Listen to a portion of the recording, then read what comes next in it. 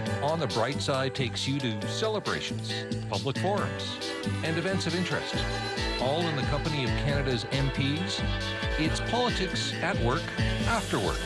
Join hosts Glenn McGuinness, Heather Siemens, and Puneet Virgin for the show where the social is the political. Now you know, it's On the Bright Side, and it's only on CPAC.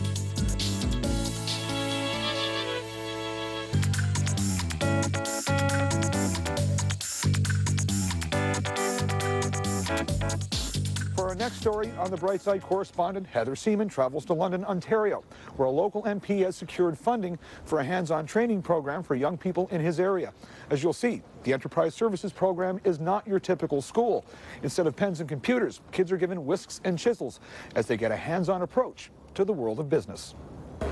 The day is just getting started for vendors at Covent Garden Market in the heart of London, Ontario. One of the main attractions here, the fresh jams and preserves made by a lot of young people from Youth Opportunities Unlimited. It's part of this community organization's Enterprise Services program, launched in 1996. YOU Executive Director Steve Cordes. Well, this program offers young people hands-on experiences and leadership roles that they just otherwise do not get. I think that's one of its very unique contributions. We started about 14 years ago, and as we've built it and as we've amended to it over time, what we've really focused on is how do we engage young people in all the business elements of this program as it goes along. 19-year-old Sean Skinkle has quickly moved his way up the ranks of the program. He's currently Enterprise Services Sales Manager. The program has transformed his life. I was in high school before I started this program. I was living on my own, and I was looking for full-time employment. So I left school and searched for full-time employment. I was brought to Youth Opportunities Unlimited because they were offering helping me develop skills to get a full-time job. It's also been a life-changing experience for 27-year-old Chantal Grayston. For them, it was like I hit a dead end, I hit a wall, and I had no path and no direction. It was just your everyday work, 9 to 5, low-paid income, and I never thought that I'd have dreams and hopes until I actually joined YOU's team. So.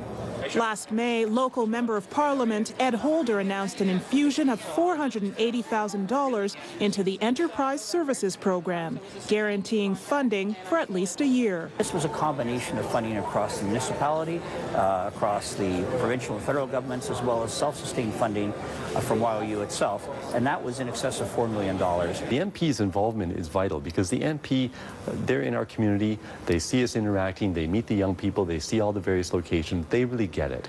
And it's up to them, and we count on them to help explain that to the bureaucrats that might be in an entirely different city. Within the program, young people have the opportunity to train in a variety of functions. There's a wood shop, a recycling center that actually serves local businesses, and a kitchen where young people train under a licensed chef. But because the learning is not taking place in a traditional bricks and mortar learning center, getting renewed funding is always a bit of a challenge. Well, this is a bit of a different model, the YOU model. It didn't fit any kind of normal funding arrangement. And so what you have to do is you have to tell a story. And if I'm a little bit of a storyteller, it's because this is a great story to tell. And you see what the power of positive association means. And through mentorship and positive association, that's the stuff that's going to matter for these kids. It's going to change their lives, and it has. The program continues to expand. Last December, Holder announced a combined investment of more than $4 million for the Cornerstone project. This historic property is being converted into temporary affordable housing and an alternative education center, all to be run by youth in the program. Construction is expected to be completed in the spring of 2011.